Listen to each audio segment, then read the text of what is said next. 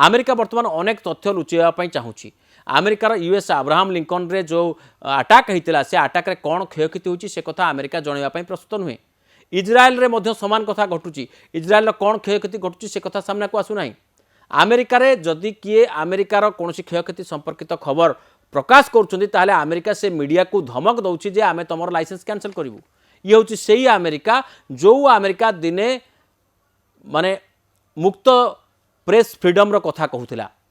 से अमेरिका वर्तमान प्रेस को धमक दौची तार कारण एथुरु हुए तो अनुमान करी होची जे बोध हुए अमेरिका ये वार रे बैकफुट रे अछि कि द्वितीय कथा यदि ईरान पर्सपेक्टिव रू देखिबा ईरान तो हरमुज पॉइंट को चोक करिछि ईरान अधिक ड्रोन आणुछि यूक्रेन रू ईरान अधिक ड्रोन आणुछि रशिया रू आणुछि ईरान आहुरी कौन करुछि ना ईरान एमिति भी करुछि जे ईरान चाइना ठारू गुप्तरे सप्लाई आरंभ करिछि कुहा जाउछि जे हरमुज पॉइंट पर वर्तमान ईरान द्वितीय चोक पॉइंट जोटा बबल मंडप रही जोटा येमेन उपकूल रही बर्तमान चोक कर से पाखे किए अच्छा ना हुती विद्रोही मैंने येमेन से पार्टे हुती विद्रोही मान कब्जा अच्छी और हुती विद्रोही मान होती ईरान द्वारा प्रतिपालित ईरान द्वारा पोषित ईरान द्वारा आर्म्स आम्युनिशन जोगा जाउथिबा ईरान द्वारा अर्थ जोगा जाउथिबा सेही गोष्ठी जो माने सबुबेले ईरान पई लड़िया पई तैयार थांती एवं सेही माने ही इज्राएल एवं अमेरिकार जहाज को टार्गेट करती वर्तमान से पॉइंट को जदि चोक करदे बबल मंडप उपरे मु गोटे स्वतंत्र वीडियो करिछि आपण देखि परबे पूर्व वीडियो गुडी कर जाई न्यूज 18 ओडिया रे बबल मंडप कहीं द्वितीय चोक पॉइंट बोली कहउछि एवं हरमुज पॉइंट ठारू सेटा केमती आहुरी बड़ भयंकर समस्या आनिबो सारा विश्व पई से पॉइंट को हुए तो आगामी समय ईरान चोक कर दे पारे एवं ये जदि दुईटी चोक पॉइंट को चोक करदेला आपण भावतु केवल अमेरिका और इज्राएल नुहति विश्वर सबु देश प्राय अधिकांश देश वर्तमान फसिबे सबुटी वर्तमान हाहाकार स्थिति सृष्टि हेबो से भली आउ आग को जाइकरी हुए तो एमिति भी हो पारे जे जो कथा मु कहूली जे न्यूक्लियर वार को नहीं कहीं चर्चा होची एइतिपाई अमेरिका और इज्राएल वर्तमान गोटे फॉल्स फ्लैगिंग हुए तो आरंभ कर देछंती जहाँ संपर्क में ईरान वर्तमान अलर्ट करबा आरंभ करछि ईरान रो प्रमुख नेता माने वर्तमान कहबा आरंभ करछंती जे अमेरिका और इज्राएल ए युद्धरु बाहरिबा पई एग्जिट रूट पाइबा पई वर्तमान न्यूक्लियर वार को व्यवहार करिवे एवं खाली एतिक नुहे ईरान अमेरिकार मेनलैंड रे गोटे आतंकवादी आक्रमण करदेव बोली से माने चर्चा करेंगे जो निजे गोटे आतंकवादी अटैक करई देकरी से दोष ईरान ना रे ठेलिकरी ईरान उपरे इज्राएल किंबा अमेरिका गोटे न्यूक्लियर अटैक करई देबे एवं जहाँ फल ये युद्ध शेष हो आपे आपे घोषणा करदे आपंकर मन थी जो पूर्वर जो 12 दिनिया वार होता अमेरिका और इज्राएल निज पटू अटैक कले अमेरिका B2 बम्बर द्वारा अटैक कला और अटैक करके विभिन्न स्थान में नतांस ठार आरंभ करके अस्फान ठार आरंभ करके फरदो ठार आरंभ करके विभिन्न स्थान में अटैक कला और निजे निजे डिक्लेयर करला जे ईरान रो समस्त न्यूक्लियर फैसिलिटीज नष्ट हो जाइए न्यूक्लियर शक्ति नष्ट हो सारी जदि नष्ट हो गला ताहले एबे अटैक केमती सही समान कारण पई करछु जे न्यूक्लियर बोमा अच्छी बोली वर्तमान ईरान संदेह करुच्ची बोध हुए अमेरिका निज देश में किसी आक्रमण करेकरी कौन से आतंकवादी आक्रमण करेकरी कि बड़ धरनर किसी कांड करेकरी एवं तार दोष से माने ईरान उपरे देबे किंबा इज्राएल समान धरण कांड करेकि तार दोष ईरान उपरे देबे एवं याकू कहा जाए फॉल्स फ्लैग अटैक एवं जेतबेले एई प्रकार गोटे घटना घटेकरी ईरान उपरे से माने न्यूक्लियर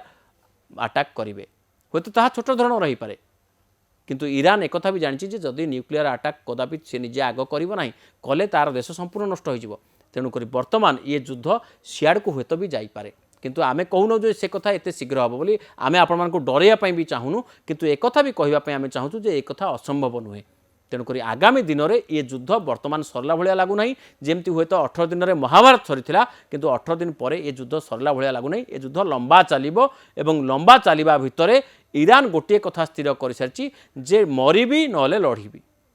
एवं अमेरिका बर्तमान स्थिर कर युद्ध राशि मु फसी जाइए आपणकर मन थी पूर्वर ट्रंप कौन करते ना ब्रिटेन जे प्रधानमंत्री थे कार्मेर तांकु कौन कहते युद्ध में आम सहित कहीं ओह्लैवा दरकार ना ये होती से ट्रंप जी कि निजर साथी मानक बारंबार अपमान देते फ्रांस राष्ट्रपति को याड साड़ कहते ब्रिटेन प्रधानमंत्री को याड साड़ कथा कहते भारतर प्रधानमंत्री को कहवाई उद्यम भी करछंती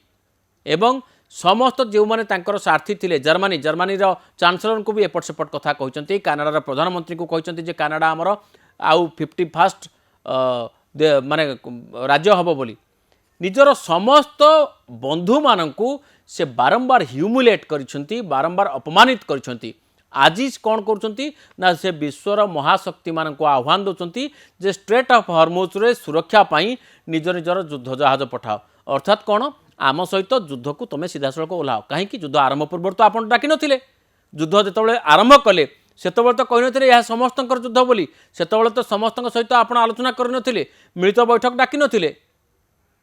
निजे हठात युद्ध आरंभ करदे इज्राएल सहित मिसिकी वर्तमान कहीं आवश्यक पड़ुछि कारण वर्तमान ट्रंप अनुमान करुछंती जे एमाने आउ युद्ध को ओह्लैबे नाही एमाने स्पष्ट मना कर सारी फ्रांस राष्ट्रपति स्पष्ट भाव में कही सारी जे आमे ए युद्ध को ओह्लौ नाहु कारण ये युद्ध अमेरिका लड़ू कानाडा पूरा चुप बसी यूके मध्य कहूची केवल गोटे दुईटी बयान दबा छड़ा यूके आदौ ए संपर्क में कौन प्रकार माने एग्रेसिव स्टांस नौ ना आ बाकी रहा चीन आउ रुषिया कथा चीन आउ रुषिया ए वर्तमान मजा देखुंट एवं चीन रो जे राष्ट्रपति अच्छा से बर्तमान मुर्की मुर्की हसुवे एइथिपाई कारण वर्तमान स्ट्रेट ऑफ हॉर्मुज देखि जदि को गोटे देश सर्वाधिक कारोबार करछि से होछि चीन एवं चीन रे लाभ अच्छे तार कौन क्षति होई नहीं आउ रुषिया भी आहुरी अत्यधिक ताठारु खुशी अच्छी एइथिपाई कारण स्ट्रेट ऑफ हॉर्मुज जदि बंद हो गला ताले सर्वाधिक लाभवान किए होइछि ना रुषिया कारण रुषियार सर्वाधिक तैल कारोबार वर्तमान बढ़ी